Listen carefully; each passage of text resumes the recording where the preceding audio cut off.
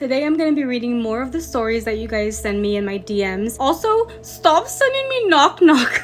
So back in 1999, I had my youngest daughter. She still slept in her crib. I also had an older daughter at the time who was between the ages of 3 and 4. Myself, my husband at the time, my female cousin, and my 3 or 4-year-old daughter, and my newborn. Well, my father-in-law would often come and go to our house unexpectedly, and he always wore dark colored clothing and a black hat. At the time, I wore prescription glasses because my eyesight was so bad. I couldn't even see a yard away. In our small master bedroom, our mattress was on the floor because we were poor at the time, and my newborn's crib was literally 4 steps from our mattress. And I slept on the side where if I turned my head to the left, I can see her crib. One night, I woke up and for some odd reason, I glanced at her crib. And standing by her crib was a tall, dark figure, and you can tell by the shape it was a man. He was looking down at my daughter in the middle of the night. I couldn't focus because I guess I was in shock and couldn't get the nerve to grab my glasses. I just remembered he was tall, wearing a long black coat and a black hat. I just remembered blinking and then he was gone. The next morning, I told my then husband and cousin, and they just laughed at me because they thought I was just trying to scare them. I made sure not to let my 3 or 4-year-old daughter hear our conversation. We were all getting ready to go somewhere, and about 45 minutes later, my 3 or 4-year-old daughter comes by and asks myself, my husband, and my cousin this: who is that man that just walked by in a black coat and a black hat? My husband and cousin looked at me with a complete shock. Right away, I snapped and said, "Oh baby, that was just Grandpa. He was just leaving."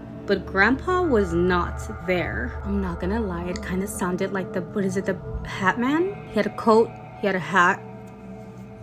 So it started in 2020. I was walking with my cousin down a road. The road was kind of dark, and there's a part of the city that's abandoned. Nobody ever lived there since 2014. And we were in shock when we saw one of the house lights on. Me and my cousin, not being scared of anything, went in the house. There were a lot of spiders, which I'm scared of, but I went in anyway. We walked up the stairs to a bedroom which had writing on the walls. Then we saw a long, tall man run to the bathroom. And then we heard a scream that didn't sound human. But then the house lights went off. We looked around, then saw a tall man standing in front of us, and we ran for our lives. Never went back to that house or the same road ever again. I even had to go to the doctor for help. What the There was nothing in me that would have made me walk into this abandoned house. Even if the lights were on, I would have been so scared. Thank you so much for sharing your stories. I'm also going to tag both of them in the comments or in the captions, somewhere there.